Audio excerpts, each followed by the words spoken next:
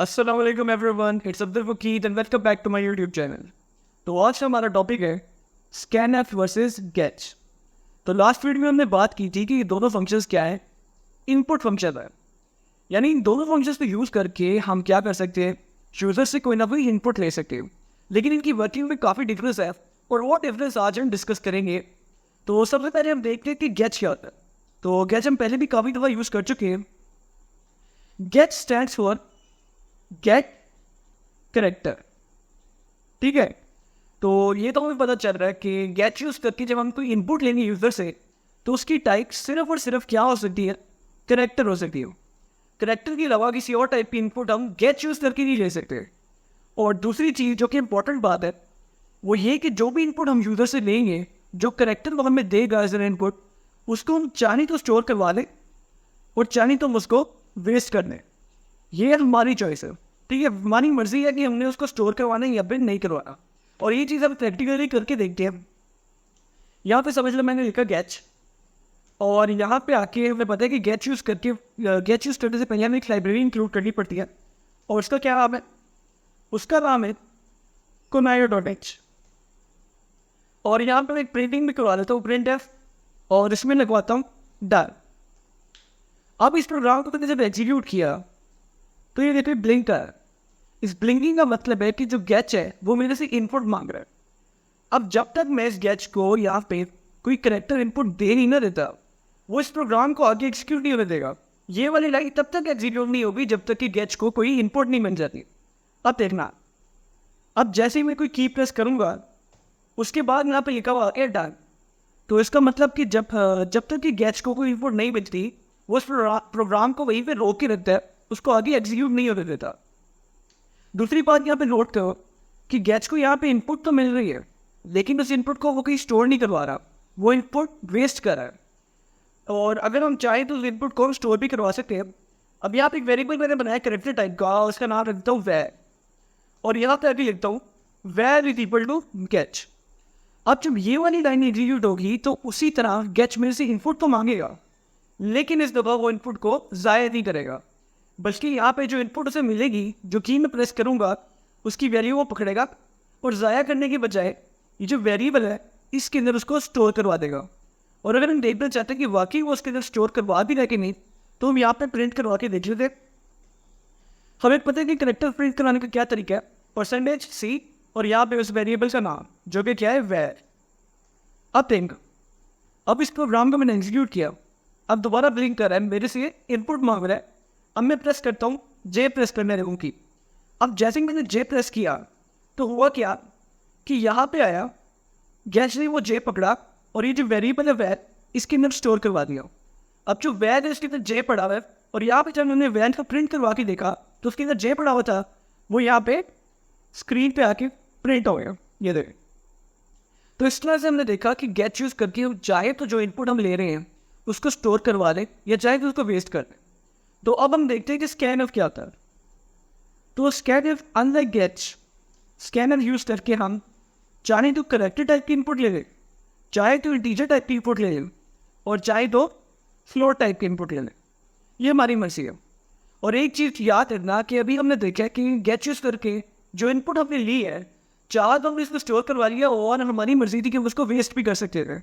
लेकिन स्कैनर में जो इनपुट आएगी ना हमारे पास, उसको स्टोर करवाना मस्ट है, वो हम वेस्ट नहीं कर सके, उसको स्टोर करवाने के बाद। तो अब हम देखते हैं कि स्कैनफ कैसे यूज़ करते हैं। तो यहाँ पे मैंने कॉल फाइल बनाई हुई है, उसके अंदर मैं आया और यहाँ पर मैंने लिखा स्कैनर। तो स्कैनर के अंदर एक तो इन्वर्टेड कॉमास आएंगे जैसे प्रिंट एफ के अंदर आते हैं, और इन इन्वर्टेड कॉमास के अंदर एक पैरामीटर पास होगा और एक कॉमा के बाहर यहाँ पे पास होगा। तो होता क्या है, जो इन्वर्टेड कॉमास है ना, इसके अंदर हमें बताना पड़ता है कि हमने किस टाइप की इनपुट लेनी है। यानी हमें एक इंटीजर चाहिए, हमें एक करेक्टर टाइप की इनपुट चाहिए, या फिर फ्लोट टाइप की इनपुट चाहिए। ये हमें यहाँ बताना पड़ेगा। और वो आप कैसे बताएंगे, फॉर्मेट स्पेसिफायर यूज़ करके, ठीक है। जैसे हमने प्रिंटिंग करवाते हुए देखा था ना कि जब हमने इंटीजर प्रिंट करवाना है तो क्या होता था, हमें यहाँ पे क्या लिखते थे, %i। तो इसी तरह स्कैनर में अगर %i हम यहाँ पे लिखेंगे ना, इसका मतलब है हम इसे बता रहे हैं कि हमें जो इनपुट चाहिए ना वो इंटीजर टाइप की इनपुट है, और हमें यहाँ पे प्रिंट में क्या करते थे? प्रिंट में क्या करते थे कि यहाँ पे लिखते थे परसेंटेज आई, और यहाँ पे आके हम लिखते थे उस इंटीजर का नाम जिसको प्रिंट करवाना चाहते हैं, जिसकी वैल्यू प्रिंट करवाना चाहते हैं। तो समझ हम एक इंटीजर बना देते यहाँ पे, इंटीजर नंबर, उसकी वैल्यू लगती 10। अब यहाँ पे मैं क्या करता, अगर प्रिंट करवाना होता कि यहाँ पे लिख देता नाम, ठीक है। लेकिन यहाँ पे थोड़ा सा डिफरेंस है, जो स्कैनर है ना उसमें थोड़ा सा डिफरेंस है। और वो क्या डिफरेंस है कि यहाँ पे मुझे उस वेरिएबल का नाम नहीं देना, बल्कि उसका मेमोरी एड्रेस देना है। अब मेमोरी एड्रेस क्या चीज़ है? तो हमने जो वेरिएबल वाला टॉपिक पढ़ा था, तो हमने देखा था कि जब कोई वेरिएबल बनता है तो हमारी जो मेमोरी होती है उसके अंदर कहीं पर जाके बनता है। अब जैसे एक हाउसिंग सोसाइटी होती है, उसके अंदर कितने सारे घर होते हैं और हर घर का एक एड्रेस होता है। इस तरह मेमोरी में बहुत सारे ब्लॉक्स होते हैं छोटे छोटे, और हर ब्लॉक का एक एड्रेस होता है। तो जब ये वेरिएबल बना नम नाम का, तो ये भी कहीं पे मेमोरी के अंदर ही बना हुआ है। तो मेमोरी के अंदर इस जहाँ भी बना हुआ है ना, उस जगह का कोई एड्रेस है, और उस एड्रेस को हम बोलते हैं मेमोरी एड्रेस। तो यहाँ पे हम जो वेरिएबल है इंटीजर टाइप का, उसका मेमोरी एड्रेस देंगे, ठीक है। तो होगा क्या कि जब ये लाइन एग्जीक्यूट होगी ना, तो होगा क्या कि एक तो उसे बता रहे हैं कि हमें किस टाइप की इनपुट चाहिए। अब समझ लो यूज़र ने यहाँ पे जो कंसोल है, जब ये लाइन एग्जीक्यूट होगी तो कंसोल ओपन हुई, यहाँ पे यूज़र ने लिखा 1 2 3 क्योंकि इंटीजर टाइप की इनपुट दे रहा है, और उसने एंटर प्रेस किया। तो मेमोरी के अंदर जहाँ पे भी यहाँ पे मैंने एड्रेस पास किया, किसका? इस वेरिएबल का। तो ये मेमोरी के अंदर गया, जो एड्रेस हमने इसको दिया, यहाँ पे जाके उसने घर को ढूंढा, उस ब्लॉक को ढूंढा जहाँ पे नाम पड़ा है, इस एड्रेस पे गया, और ये वैल्यू जो यूज़र पे देगी ना, ये जाके वहाँ पे स्टोर करा दी सिंपली, ठीक है। तो वो हमें एड्रेस देगी कैसे? उसके लिए यहाँ पे आके यहाँ पे लिखना पड़ेगा एक तो वेरिएबल का नाम, और यहाँ पे लिखते हैं ये एंड। ये जो एंड है इसको कोडिंग की ज़ुबान में बोलते हैं %। तो ये साइन अगर हम डालेंगे ना, तो इसका मतलब है ये जो वेरिएबल है ना नाम, इसका एड्रेस पास करें कि मेमोरी में ये पड़ा कहाँ पे हुआ है। अब क्या करेगा ये, इसको भी मैं कमेंट आउट करता हूँ। अब क्या करेगा, अब मैंने इस प्रोग्राम को एग्जीक्यूट किया ना, तो मेरे से इनपुट मांग रहा है। अब मैंने लिखा 1 2 3 4, अब एंटर प्रेस किया मैंने, तो इसने क्या किया, यहाँ पे आया, इसे पता है कि इंटीजर टाइप की इनपुट चाहिए। फिर उसके बाद इसके पास एड्रेस पड़ा हुआ है एक इंटीजर का। अब ये मेमोरी के अंदर गया, और जाके जहाँ पे भी नाम पड़ा हुआ था ना, वहाँ पे जाके क्या स्टोर कर दिया इसने, 1 2 3 4 जाके वहाँ पे स्टोर करवा दिया, ठीक है। और अगर अब मैं ये % नहीं लिखूंगा तो क्या होगा, वो भी देख लेते हैं। ये देखो मैंने यहाँ से हटा दिया। अब ये जो वेरिएबल है नाम, इसके अंदर क्या पड़ा है 10। अब पता क्या होगा, स्कैनर जब एग्जीक्यूट करेगा ना लाइन, उसको एक तो पता है कि इंटीजर टाइप की मुझे इनपुट चाहिए, दूसरी बात कि यहाँ पे एड्रेस होना चाहिए था, लेकिन अब यहाँ पे एक नाम लिखा हुआ है, और इस नाम के अंदर क्या वैल्यू पड़ी है 10। अब मेमोरी के अंदर वो ढूंढने की कोशिश करेगा कि 10 नंबर का एड्रेस कौन सा है। अब 10 नंबर का कोई एड्रेस चाहे हो ही ना होगा भी, तो वहाँ पे समझ लो कोई इंटीजर टाइप का वेरिएबल नहीं पड़ा हुआ, तो इस तरह की मसले आएंगे, तो वो एक अनएक्सपेक्टेड सा बिहेवियर देगा। अब मैंने एग्जीक्यूट किया ना, रन हो रहा है, इनपुट भी मांगा है, इनपुट मैंने उसको दे दी, 1 2 3 4 लिखा, एंटर प्रेस किया। अब देखो ब्लिंक कर रहे हैं, हालांकि यार इससे आगे कोई लाइन नहीं थी, लेकिन उसने अब यहाँ पे देखो क्या लिखा, प्रोसेस रिटर्न। अब ये बड़ा सा एक नेगेटिव नंबर लिखा। जब ये लिखा हुआ है इसका मतलब होता है कि हमारे प्रोग्राम में कोई मसला है। और यहाँ पे जब हमने % लगाया था और सही तरह उसको एड्रेस पास किया था, तो तब देखना, अब उसको इनपुट जब मैंने दे ही ना, तो यहाँ पे फॉरन एग्जीक्यूट हुआ है, और यहाँ पे लिखा है रिटर्न 1। रिटर्न 1 का मतलब है हमारा प्रोग्राम बिल्कुल सही एग्जीक्यूट हुआ। तो बस तुम याद रखना कि हमेशा ये जो % का साइन है ना, ये लगाना मस्ट है स्कैनफ के अंदर, ठीक है, क्योंकि हमने यहाँ पे क्या पास कर दे, वेरिएबल का एड्रेस पास करना है।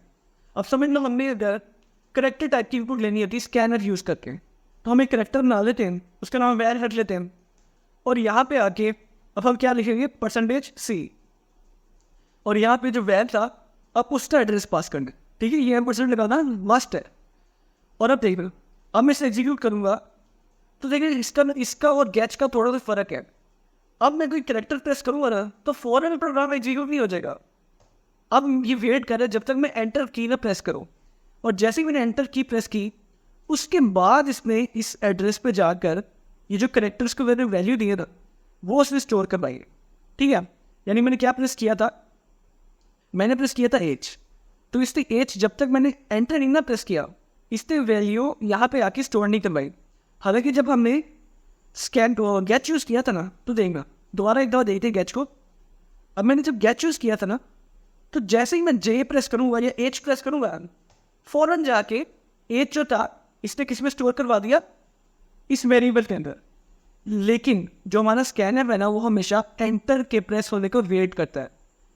स्कैनर में चाहे मैं इंटीजर टाइप की इनपुट लूँ, करैक्टर टाइप की हो, फ्लोट टाइप की हो, जब तक यूज़र इनपुट लिखने के बाद एंटर नहीं प्रेस करेगा ना, तब तक वो जो इनपुट उसने दी है वो रिकॉर्ड नहीं की जाएगी।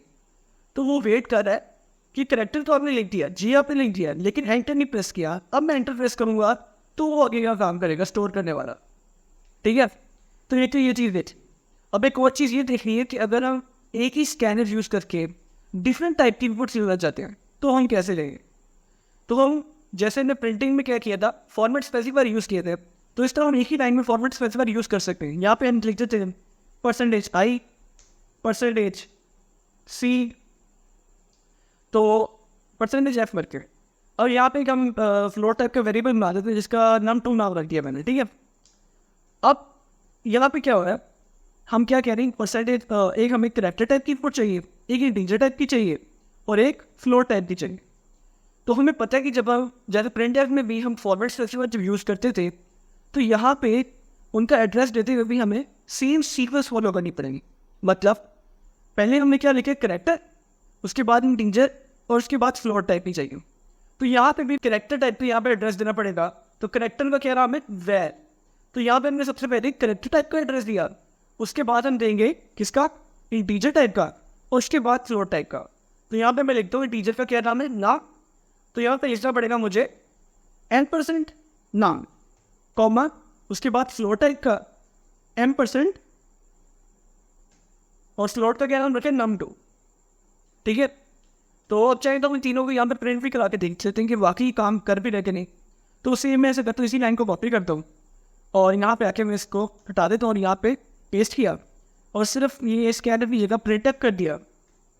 अब क्या होगा कि प्रिंट को हम कह रहे हैं कि हमें करैक्टर प्रिंट करना है या इंटीजर प्रिंट करना है या स्लॉट प्रिंट कर रहे हैं, और यहाँ से हमें ये हटानी पड़ेंगे क्योंकि प्रिंट के जरिए m% नहीं यूज़ करना होता। ये हटा दिया, ये भी हटा दिया और ये भी हटा दिया। अब देखना, जब इस लाइन को मैंने एग्जीक्यूट किया, इस प्रोग्राम को एग्जीक्यूट किया, तो सबसे पहले वो मेरे से किस टाइप की इनपुट मांग रहे हैं, करैक्टर की, फिर इंटीजर की और फिर स्लॉट की। तो सबसे पहले मैंने उसको दे दिया के, एंटर प्रेस कर दिया। अब क्या, इंटीजर 1 2 3 एंटर प्रेस कर दिया। अब फ्लोट 4.5 और एंटर प्रेस कर दिया। तो ये देखो, करैक्टर टाइप की भी इनपुट उसमें सेव कर दी, इंटीजर भी और स्लॉट भी। ठीक है, तो स्कैनर यूज करके हम एक ही लाइन के अंदर मल्टीपल इनपुट भी ले सकते हैं डिफरेंट टाइप्स की। ठीक है, ये भी हमने देख लिया। अच्छा, एक और तरीका भी इनपुट देने का कि जब हमने मल्टीपल इनपुट्स लिए ना एक ही स्कैनर के अंदर, तो या तो मैंने अभी दिखाया ना, जैसे मैंने पहले सी करैक्टर दिया, एंटर प्रेस किया, फिर इंटीजर दिया, फिर एंटर प्रेस किया, फिर फ्लोट दिया और फिर एंटर प्रेस किया। इसकी बजाय अगर मैं लिखता ना सी, उसके बाद स्पेस दे देता, उसके बाद था इंटीजर 1 2 3, उसके बाद दोबारा स्पेस बार प्रेस करता और उसके बाद मैं दे देता फ्लोट टाइप की इनपुट 4.5 दे दिया। और अब एक ही दफ़ा एंटर प्रेस करूँगा ना, तो भी ये तीनों उसके अंदर चल जाएंगे। यानी हम स्पेस से सेपरेट करके भी इनपुट दे सकते हैं और चाहे तो अलग अलग दफ़ा एंटर प्रेस करके भी इनपुट दे सकते हैं। ठीक है, चाहे एक ही लाइन में स्पेस से सेपरेट कर दिए, यानी पहले मैंने सी लिखा, फिर स्पेस दे दी, फिर उसके बाद अगली इनपुट दे दी, फिर स्पेस दे दी और फिर अगली इनपुट दे दी और एंड में एक ही दफ़ा एंटर प्रेस किया। तो इस तरह से भी हम इनपुट दे सकते हैं, मल्टीपल इनपुट्स एक ही स्कैनर के अंदर। तो आज की यार इतनी, उम्मीद करता हूँ कि तुम्हें समझ आएगी कि स्कैनएफ और गेट्स कैसे काम करते हैं और उनमें क्या क्या डिफरेंसेस है। और अगर वीडियो पसंद आई तो उसे लाइक कर देना, चैनल को सब्सक्राइब कर देना। And I will see you in the next one.